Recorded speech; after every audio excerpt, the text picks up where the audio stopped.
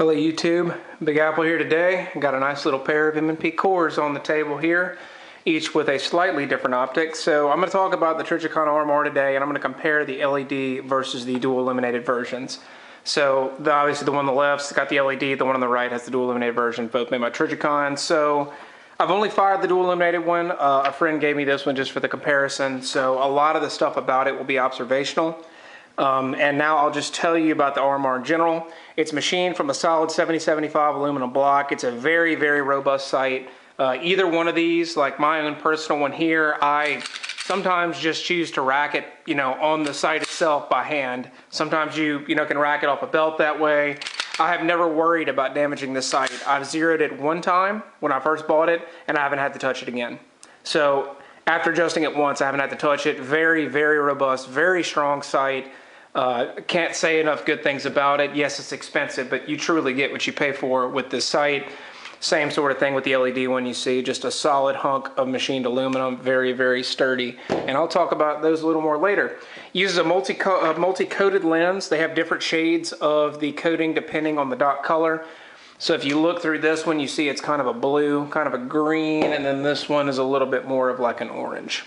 I don't know, I guess it varies. If you look at the front of them, you see the mirroring on this one is more green, and you see the mirroring on this one is more orange. So the coating I've seen that they put on them really depends on the dot color. They both seem to shield sunlight pretty well, and both of them are very, very, very sharp, thick coatings of glass. If you look in the edge there, you can see just how thick that piece of glass is. Probably about a quarter or an eighth inch thick, I would say. Very thick piece of glass there. Haven't had any issues with that. Very robust design for sure. They use 1 MOA clicks. May turn off some, especially if you're going to use this for a rifle, but this is a close range sight. That's why they have the M&P. Smith & Wesson made the M&P with the cutout on the core for it. And if you've seen, Glock has finally released an MOS version that has a pre-milled slide for the dot. Some people like to use the RMR for a close range carbine or a close range shotgun just because they're so small, so tiny, so robust. So it's definitely a close range weapon. Could you use this with a magnifier? I have no idea. I've never tried that before, and I think you should get something else if that's your idea. It is parallax free. I don't know a lot about parallax, but what I do know is that, up close, you don't have to account for any sort of distance things. It's just where that dot is where it's going to hit. You can read more about parallax somewhere else. I don't know that whole spiel about it.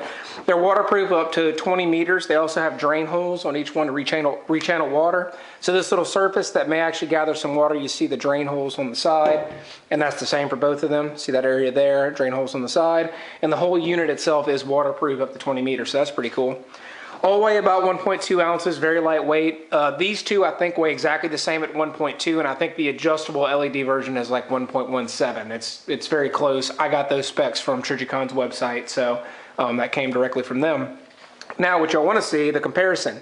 LED versus the dual illuminated. So now first, battery life. The dual is about 15 years of tritium and lifetime on fiber optics. I think this is an advantage. See, this just gathers sunlight. And then it has tritium for low light circumstances. And then this one is the battery powered version with the LED. And it has about 2 years of regular use and about 5 years in dark storage. This is the non-adjustable version. The RMR must be dismounted to change the battery, and that's a big advantage. That is one of the big reasons I went with this one over the LED version, is for that reason alone. I like that I have my zero, it's Loctited down, I don't have to worry about it. Whereas that one, you have to remove it once the battery starts to go bad. So I think advantage there goes to the dual illuminated one. So let's see, the brightness.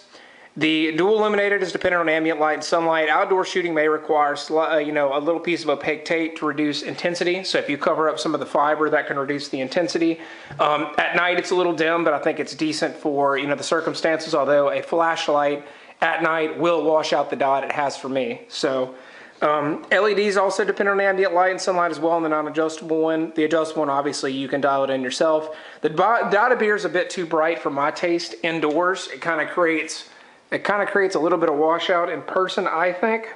But here, obviously, it's okay. Maybe it's because it's directly under this light.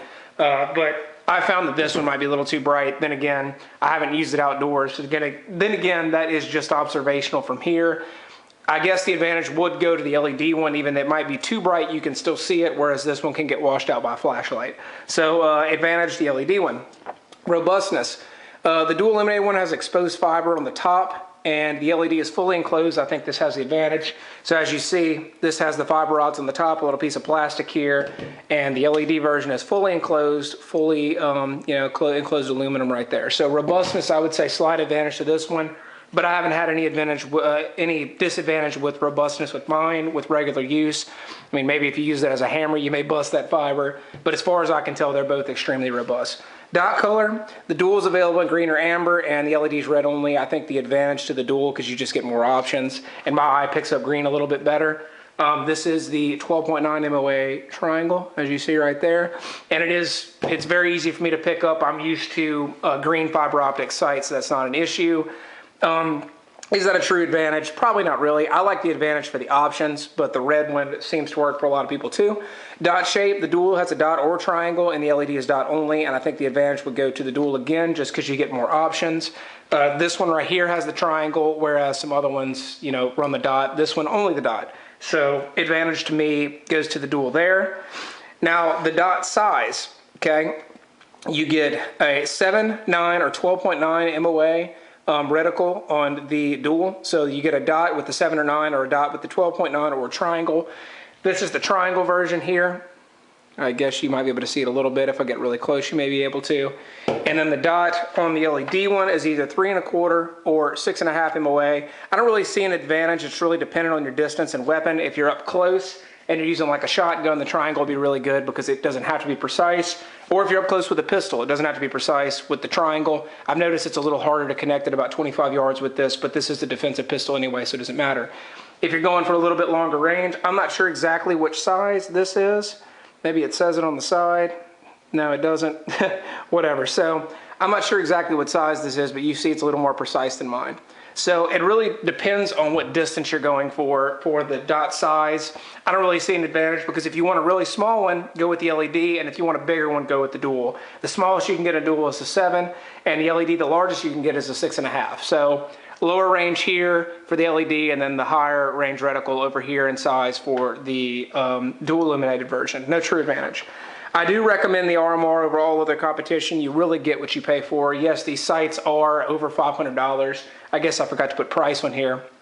The dual illuminated, I believe, is a little bit cheaper, probably because they don't have to design any electronics and there's no battery compartment. This is a little more expensive, and I think the adjustable one is even more expensive than this.